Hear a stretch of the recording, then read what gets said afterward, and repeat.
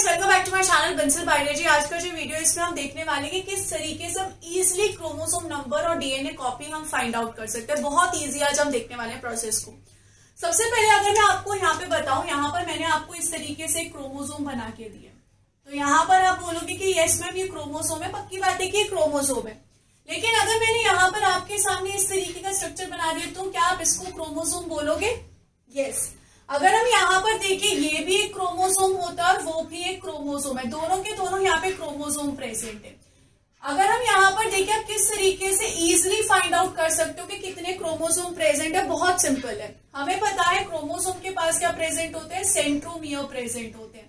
यहाँ पर प्रेजेंट होता है सेंट्रोमियर, इसके पास भी है सेंट्रोमियर। यहाँ पर मैं आपको सीधे से बताती हूँ, एक सिंपल सा फंडा है, जितने सेंट्रोमियर होंगे उतना क्रोमोसोम होगा। अगर यहाँ पर समझो मुझे दिख रहे हैं कि यहाँ पर कितने सेंट्रोमियर है, 2 सेंट्रोमियर है। फॉर एग्जाम्पल मैंने कहा 2 सेंट्रोमियर है, तो यहाँ पर क्या हो जाएंगे, यहाँ पे 2 क्रोमोसोम हो जाएंगे। तो क्रोमोसोम नंबर फाइंड आउट करना बहुत ईजी है, सिर्फ आप सेंट्रोमियर पे ध्यान दे दो, आपको पता चल जाएगा कि यहाँ कितने क्रोमोसोम है। और इस हमेशा ध्यान रखना कि ये यहाँ पर एक क्रोमोसोम है और ये यहाँ पर एक क्रोमोसोम है। तो अब इन दोनों में डिफरेंस क्या है? अगर हम इसको देखें तो यहाँ पर इसके पास ये दोनों जो प्रेजेंट है इसको हम बोलते हैं सिस्टर क्रोमैटिड्स। इसको क्या बोला जाता है? सिस्टर क्रोमैटिड्स बोला जाता है। यहाँ पर इसमें और इसमें डिफरेंस क्या है, ये हम अच्छे से समझने की कोशिश करते हैं। समझो हमारे पास यहाँ पर ये वाली कंडीशन इस तरीके से प्रेजेंट है, इस तरीके से यहाँ पे वाली कंडीशन प्रेजेंट थी। सेल साइकिल में ये कंडीशन होती है G1 फेज में, उसके बाद आता है S फेज। एस फेज में क्या होता है? एस फेज में इस क्रोमोसोम का होगा रेप्लिकेशन, जिसकी वजह से अब यहाँ पर क्या हो जाएगा, अब यहाँ पर ये इस तरीके से अपनी दूसरी बहन को भी बना लेगा। तो यहाँ पर इस तरीके से एक्चुअल में ये यही है, बस इसका रेप्लिकेशन हो चुका है। तो यहाँ पर ये कंडीशन कब आएगी? एस फेज में आएगी। तो अगर मैं इस बार देखूं, इसके पास सिर्फ एक सिस्टर क्रोमैटिड प्रेजेंट है, इसलिए बिफोर रेप्लिकेशन है। और यहाँ पर इसके पास कितने हैं? यहाँ पर 2 सिस्टर क्रोमैटिड है। क्यों? क्योंकि ये आफ्टर रेप्लिकेशन है। लेकिन दोनों के दोनों हैं कितने? दोनों के दोनों है एक ही क्रोमोसोम। ये भी एक क्रोमोसोम है, ये भी एक क्रोमोसोम है। तो मुझे ये बात बहुत अच्छे से समझ में आ गई कि यहाँ पर क्रोमोसोम नंबर क्या होता है। क्रोमोसोम नंबर बहुत अच्छे से ध्यान में रखना, सेंट्रोमियर को देखना, उससे क्रोमोसोम नंबर पता चल जाएगा। दूसरी चीज, अब यहाँ पे क्वेश्चन आता है डीएनए कॉपी कैसे फाइंड आउट करेंगे। अब आप यहाँ पर ध्यान से देखो, इस कंडीशन में आप यहाँ पे देखो, यहाँ पर एक डीएनए की ये कॉपी थी, ये देखो ये कॉपी थी। इसका जब रेप्लिकेशन हो गया तो एक और डीएनए की कॉपी आ गई। तो यहाँ पर डीएनए की कॉपी कितनी हो गई? 1, 2 हो गई। सही बात है, 1 और 2 हो गई। तो यहाँ पर डीएनए की कॉपी कितनी हो गई? 2। या फिर इससे एक आसान तरीका है कि आप ये देख सकते हो कि कितनी यहाँ पर सिस्टर क्रोमैटिड प्रेजेंट है। जितनी सिस्टर क्रोमैटिड होगी उतना यहाँ पर डीएनए का कॉपी होगा। फॉर एग्जाम्पल यहाँ पर सिर्फ एक सिस्टर क्रोमैटिड है तो एक डीएनए कॉपी होगा। रेप्लिकेशन के बाद यहाँ पर 2 सिस्टर क्रोमैटिड हो गए तो 2 यहाँ पर क्या हो गए? डीएनए कॉपी हो गए। तो आप इस तरीके से यहाँ पर देख सकते हैं। अब अगर आपको पता होगा, 2 चीजें होती हैं, एक होता है हैप्लॉइड ऑर्गेनिज्म और एक होता है डिप्लॉइड ऑर्गेनिज्म। हैप्लॉइड और डिप्लॉइड में फर्क क्या होता है? जैसे कि अगर हम बात करें ह्यूमंस की, तो ह्यूमंस के पास 23 पेयर ऑफ क्रोमोसोम्स प्रेजेंट होते हैं। उनके पास टोटल 46 होते हैं। 23 पेयर का मतलब क्या है? 23 सेम टू सेम प्रेजेंट है 46। तो यहाँ पर अगर हम देखें ह्यूमंस में कैसी कंडीशन हो सकती है, ह्यूमन में इस तरीके से कंडीशन प्रेजेंट हो सकती है, एक क्रोमोसोम और इसका बिल्कुल मिलता जुलता एक और क्रोमोसोम। पेयर्स है ना, 23 पेयर्स, तो ये फर्स्ट क्रोमोसोम का समझो पेयर प्रेजेंट है। वहीं यहाँ पर अगर हम हैप्लॉइड में देखें तो हैप्लॉइड बोलता है हम में कोई पेयरिंग वेयरिंग नहीं होती मैडम, हम सिर्फ ऐसे ही अकेले प्रेजेंट होते हैं।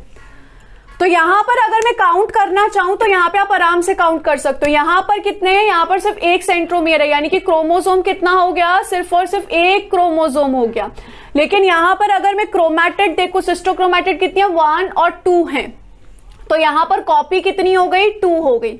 सिमिलरली अगर मैं इस कंडीशन में जाऊं, इस कंडीशन में क्रोमोसोम कितने हैं? सेंट्रोमियर यहाँ पे 2 हैं, तो 2 क्रोमोसोम है।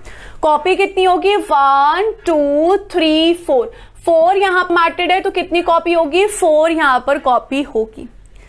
ये वाली जो कंडीशन है कब आएगी, आफ्टर एप्लीकेशन आएगी। अगर हम बिफोर एप्लीकेशन देखें तो बिफोर एप्लीकेशन ये कैसे होता है, इस तरीके से हैप्लॉइड में प्रेजेंट होते और इस तरीके से डिप्लॉइड में प्रेजेंट होते। ये यहां पर डिफरेंस होता है, ये बिफोर एप्लीकेशन का या आफ्टर एप्लीकेशन का। तो इस कंडीशन में यहां पे क्रोमोसोम 1 है, यहां पे भी क्रोमोसोम 2 है, डीएनए कॉपी यहां पर सिर्फ एक ही है, यहां पर डीएनए कॉपी कितनी है, 2 है। यहां पर एक क्रोमैटिड तो एक डीएनए कॉपी, 2 क्रोमैटिड तो 2 कॉपी। अब यहां पर ये तो बहुत बेसिक सी बात हो गई जो उम्मीद करती हूं आप सबको समझ में आ गई होगी। अब हम थोड़ा सा और डिटेल में जाते हैं। समझो मैंने कहा कि हमारे पास कितने क्रोमोसोम्स है। समझो मैंने कहा कि कोई एक ऑर्गेनिज्म है जो कि डिप्लॉइड ऑर्गेनिज्म है। फॉर एग्जांपल वो कैसा है, वो एक डिप्लॉइड ऑर्गेनिज्म है। डिप्लॉइड ऑर्गेनिज्म यानी कि पेयर्स में प्रेजेंट रहेंगे। मैंने कहा कि टोटल उसके पास कितने क्रोमोसोम है, 4 क्रोमोसोम प्रेजेंट है। 4 क्रोमोसोम्स है, यानी कि मैं कह सकती हूँ कि कितने के पेयर है, 2 के पेयर्स उसके पास प्रेजेंट है। उस कंडीशन में यहां पर आफ्टर एप्लीकेशन कैसी कंडीशन आएगी, एक यहां पर ये क्रोमोसोम आ जाएगा, एक यहां पर इस तरीके से ये क्रोमोसोम आ जाएगा। ये एक पेयर हो गया। दूसरे पेयर की अगर हम बात करें, एक यहां पर इस तरीके से पेयर हो गया और एक यहां पर इस तरीके से पेयर हो गया, ऐसे। अब यहां पर क्रोमोसोम नंबर आप आराम से बता पाएंगे। आप यहां पे क्रोमोसोम नंबर तो देखने की दिक्कत ही नहीं है, बहुत इजीली बता पाएंगे। 1 2 3 4 यहां पर क्या प्रेजेंट है, सेंट्रोमियर प्रेजेंट है, तो क्रोमोसोम नंबर कितना हो जाएगा, क्रोमोसोम नंबर यहां पे हो जाएगा 4। क्रोमोसोम नंबर को हम n से डिनोट करते हैं। अब यहां पर दिक्कत आएगी डीएनए कॉपी की। आप क्या बोलोगे मैम, 1 2 3 4 5 6 7 8 डीएनए कॉपी होगी। तो ऐसा नहीं है। अगर हम यहां पर देखें, ये जो है अलग पेयर है, ये जो है एक अलग पेयर है, तो हम इसको डीएनए कॉपी को सेम नहीं ले सकते। हम सिर्फ यहां पर एक पेयर की डीएनए कॉपी को देखेंगे, क्योंकि लिए यहां पर अगर हम देखें ये दोनों जो है एक पेयर है, तो इनके पास क्या होगा, इनके पास सिमिलर यहां पर जेनेटिक मटेरियल प्रेजेंट होगा। तो यहां पर हम सिर्फ एक पेयर की मैट्रिक्स को काउंट करेंगे। तो यहां पर कितनी होगी, 1 2 3 4। तो यहां पर डीएनए कॉपी भी कितनी हो जाएगी, यहां पर डीएनए कॉपी जिसको हम सी से लेबल करते हैं वो भी 4 हो जाएगी। सिमिलरली इसमें भी अगर हम देखें तो 1 2 3 4 ही है, तो 4 है। तो डीएनए कॉपी में आप क्या देखोगे, जब डिप्लॉइड ऑर्गेनिज्म होगा आप सिर्फ एक पेयर को देखोगे।